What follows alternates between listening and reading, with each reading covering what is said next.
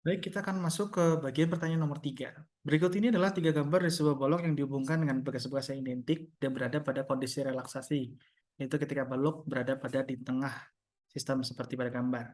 Urutkanlah gambar-gambar tersebut berdasarkan besar dari gaya total yang bekerja pada balok dengan menurunkan yang terbesar terlebih dahulu ketika balok tersebut digeser sejauh jarak D. Oke, yang A itu ke kanan, yang B ke kiri. Kita bisa lihat di sini ya. Kita kerjakan dulu yang satu ini. Ketika sebuah benda dihubungkan dengan pegas dan digeser ke sebuah arah, maka pegas tersebut akan memberikan gaya lawan menurut hukum Hooke, yaitu dia akan melawan pergeseran. Artinya kalau digeser ke kanan, maka dia akan mengalami gaya ke kiri. Sehingga kalau Anda bisa lihat di kubu satu, dia ketika dia digeser ke kanan, ya, dia akan pegas akan memberikan gaya pemulih ke sebelah kiri dengan masing-masing sebanding dengan K kali D. K kali D. Begitu pula dengan 2. Ketika dia digeser ke kanan, ya, maka pegas yang di kiri ini itu akan tertarik sejauh D ke arah kanan, maka dia akan memberikan gaya pemulih sebesar K kali D ke arah kiri, maaf. Tapi di sisi lain, di sisi kanan, ya, di sisi lain gitu ya, di kanan, 2 itu akan tertekan sejauh D ke arah dalam. Karena dia pegas yang ke kanan itu tertekan sejauh D, maka dia juga akan memberikan gaya pemulih juga sebesar KD yang arahnya ke kiri. Tinggal begitu dengan 3, ketika digeser ke kanan, dia akan dapat gaya arahnya ke sana masing-masing KD. Karena dia tertarik ya sebesar D. Sedangkan ini ketika dia tertekan, dia juga akan dapat arah ke sana.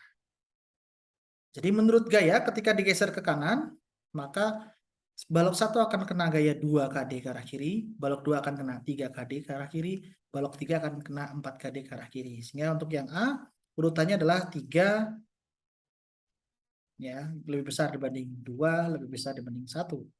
Besarnya ya, karena di sini yang ditanyakan adalah besarnya.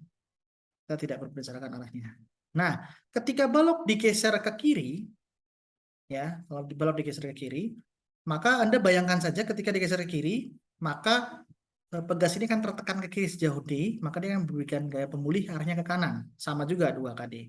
Begitu pula dengan yang 2. Ketika digeser ke kiri, dia tertekan, ya, dapat gaya balik ke sana. Begitu pula dengan pegas yang di sana tertarik, dia akan sama seperti yang depan sini akan memberi gaya juga arahnya ke kanan.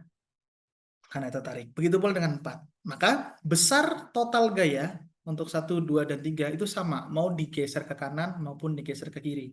Sehingga urutannya besar gayanya juga sama. Ya. Nah, kalau Anda masih bingung, Anda ulangi saja ilustrasi atau analisis yang sama seperti ketika saya membahas ketika balok digeser ke kanan. Anda akan dapat hal yang sama juga. Nah, lalu yang C, urutan gambar tersebut berdasarkan usaha yang dilakukan terhadap balok oleh gaya-gaya pegas dengan menurunkan yang terbesar terlebih dahulu dan ketika balok tersebut geser sejauh jarak D ke kanan dan D ke kiri. Nah, jika balok digeser sekali lagi ya, jika balok digeser ke kanan sejauh D, maka balok gambar 1 akan dikenai usaha sebesar 2 kali setengah KD kuadrat. Karena setiap pegas itu tertarik sebesar D, maka dia akan memiliki energi potensial sebesar setengah K kali D kuadrat. Ya, Anda cek lagi tentang energi potensial. Karena di sini ada 2 pegas, maka masing-masing pegas akan memberikan gaya sebesar setengah KD kuadrat. Sehingga usahanya adalah KD kuadrat, setengah KD kuadrat ditambah dengan setengah KD kuadrat. Begitu pula dengan ini. Ya, ini akan sama dengan 3/2 KD kuadrat karena ada 3.